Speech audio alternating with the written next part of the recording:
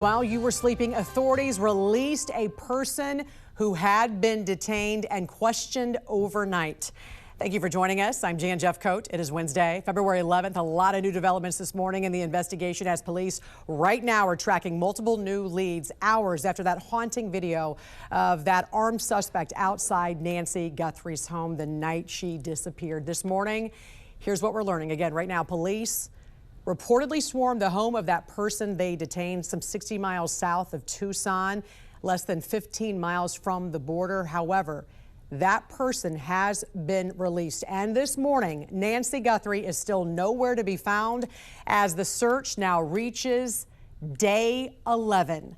Let's get right to Mark Boyle at the live desk with this information. Really, Mark, coming in fast and furious by the minute. And again, still no sign of Nancy Guthrie. FBI and local authorities, they're, Jan, working through the night here, especially with this new video and images being released. A lot of new information developing in the past 12 hours and overnight while you were sleeping as the search for Nancy Guthrie now, as you mentioned, enters day 11. Investigators had detained that person of interest overnight. However, that person's been released. We'll get to that more in a moment here. This morning, things really kicked off yesterday afternoon when investigators released these haunting and chilling video images and pictures of the suspect here in this case. You can see them walk towards the camera, start messing with the doorbell camera right there, trying to block out their face. A short time later, the suspect turns around.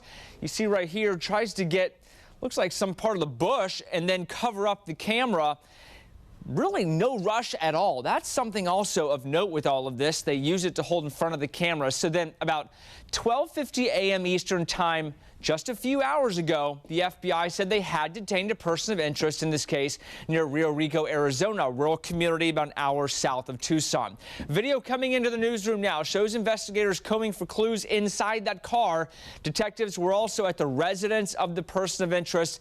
And then fast forward to 3 a.m., so just about 3 hours ago. Investigators say they released that person. So in the end, no suspect in custody. Nancy Guthrie remains unknown in terms of her whereabouts. We've also learned authorities have detective movement in the Bitcoin account tied to that ransom note with the Guthrie family that they received. But they're looking into details, certainly a lot of unfolding information out of southern Arizona. News as it breaks this morning in this quickly moving case there this morning. Jan at the live desk. All right. Thank you so much, Mark. And this morning, there's questions why it took 10 days to release doorbell camera video from Nancy Guthrie's Nest camera system.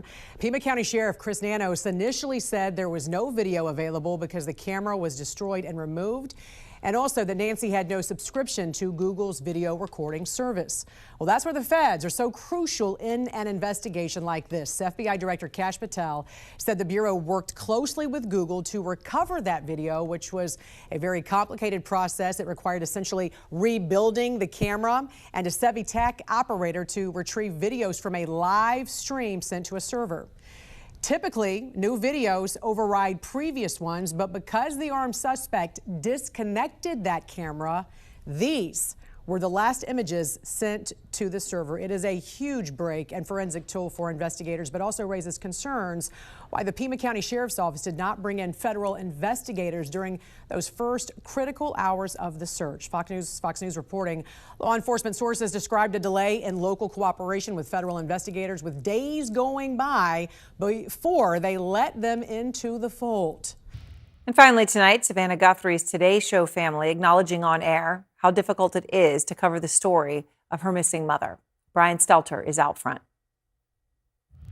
Folks, we are asking for your grace as we continue to do this. Sometimes it sounds corny and contrived when TV executives claim that morning TV teams are a family, but not these days. Not at the Today Show. You know what, Craig? We always talk about our show as a family. We are a family. Yes. I'm part of the family. I'm happy to be with you because we show up for each other. So Yes. Former co-host Hoda Kotb back on the show on Monday, filling in for her friend Savannah Guthrie. Kotb also visited the show last Friday. this whole thing's breaking my heart, and I'm happy to be sitting here with you. I've been like wandering around going like, where do you go? Because we're in your family. We're here. Kotb read aloud messages from viewers. Our Today Show viewers really are family. One writing, I have not stopped thinking about this. And from another, my heart is breaking for sweet Savannah and her entire family. viewers can sense the affection on the set. And that connection is invaluable while covering a story that's unbearable. Savannah and Nancy have always shared an incredible bond, and over the years, she's become a second mom to me and to all of us. As one conservative media critic put it, no offense to other shows, but you can really tell that on the Today Show, they really do not just like each other, but love each other. Back in the 90s, NBC spent millions billing Today as a true family.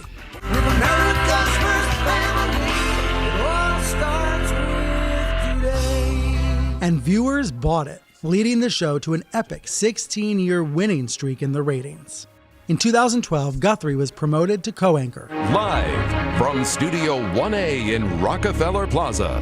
Guthrie helped start a new winning streak, and colleagues credit her with giving the show a family-like vibe. The hosts are genuine friends outside of work. They sometimes even pray together. Savannah and I actually went to the same church, go to the same church here in New York. The relationships have been forged through heartbreak. Copy recalled Guthrie's support when her daughter was sick. I'm looking at us and I was thinking, like, who was first in the hospital room when Hope was sick? Savannah. Right. Who hopped on a plane when your parents? Oh my gosh. Savannah. First person. Who was sitting by Uche? How about when your brother passed? I mean, she was there. And they are paying it forward now, galvanizing a nation into searching and praying for Nancy Guthrie. And I'm told Savannah's been staying in touch with her co-host friends, texting with some of them throughout this nightmare. As one NBC source said to me today, we're all just taking this hour by hour, hoping against hope for some glimmer of good news. Aaron? Brian, thank you very much. And law enforcement, you heard the FBI tonight, you heard Savannah tonight, asking anybody who has any information, no matter how far away from Tucson, anything, as Savannah said, please call the FBI, 1-800-CALL-FBI. On day 9 of the search for Nancy Guthrie, her daughter, Today anchor Savannah Guthrie, says the family believes their missing mother is still out there. But we are at an hour of desperation, and we need your help. The latest plea coming in a new video Monday as a purported deadline looms. We beg you now to return our mother to us so that we can celebrate with her.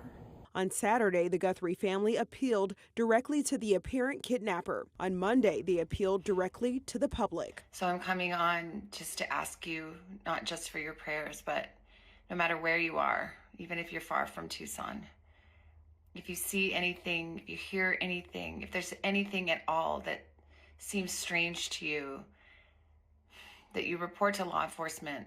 Investigators remained at Nancy Guthrie's home on Monday looking for any new clues in her disappearance. You know you had blood on the front steps. You know you have an 84-year-old woman who was taken out of her home against her will in what appears to be a surprise attack with a level of violence attached to it. Guthrie's purported kidnappers demanded $6 million by 5 p.m. Monday in an apparent ransom note sent to CNN affiliate K-Gun and other media outlets. The latest note included a threat to Guthrie's life, K-Gun reported. I'm Sherelle Hubbard reporting. Guthrie's possible abductors demanded $6 million by 5 p.m. yesterday, and that same note also included a threat to Guthrie's life, according to CNN affiliate K-Gun. The FBI also says it's not aware of any communication between the family and those suspected kidnappers. A second purported deadline has passed in the disappearance of Today Show host Savannah Guthrie's mother. According to a purported ransom note sent to a Tucson TV station, Nancy Guthrie's possible abductors demanded $6 million by 5 p.m. Monday. The note included a threat to Guthrie's life if demands weren't met. Just hours before that deadline passed, Savannah Guthrie posted another video to social media, this time addressing the public instead of her mother's alleged kidnappers. We believe our mom is still out there. She was taken and we don't know where. And we need your help. People seem to have been heeding that call, with the new billboards going up across the country urging anyone with information about the case to call authorities. The FBI releasing a new statement Monday night saying it still has not identified a suspect or person of interest in the case. The agency also appealing to the public, writing in part, quote, "Someone has that one piece of information that can help us bring Nancy home." Harvey Levin of TMZ, which also received the ransom note, reacting to the statement. Well, I think it aligns with Savannah Guthrie's desperate plea. The 4 videos released by the Guthrie family over the last week have varied in tone and also audience. The latest video by Savannah Guthrie, you can really hear how she wants the entire country to keep an eye out and report any new information. In Catalina Foothills, Arizona, I'm Ivan Rodriguez. The FBI has just released an actual video, and we're looking at it now. Ed and Jake, are you able to see what he's doing? Yeah, we can hear you. We can hear you. So FBI Director Kash Patel just 2 minutes ago released new images. One of them is just another, 2 of them are images, still images of this assailant walking up to Nancy Guthrie's front door. But then the videos, one of them has him holding his glove over the Nest camera and then walking backward and getting a tool or a rock. No, it's not a tool. What is he getting? It looks like he goes back. He goes back out from the porch and grabs some shrubbery off the ground or grass he's grabbing or something. Shrubbery. Okay. And it looks like he was trying to cover the ring. Oh, he's trying camera. to block the Nest camera. Okay, so it looks I like see. He's trying to. And that's the second image, the second video, I should say, of him taking this shrubbery, these plants from the yard and trying to block the camera. And so at some point he gives up on that and then just decides to take the camera altogether. But while he was doing that, the camera was indeed recording, and because of the work the FBI and the Pima County Sheriff, working with the private sector, working presumably with the folks behind these Nest cameras, they were able to get this video.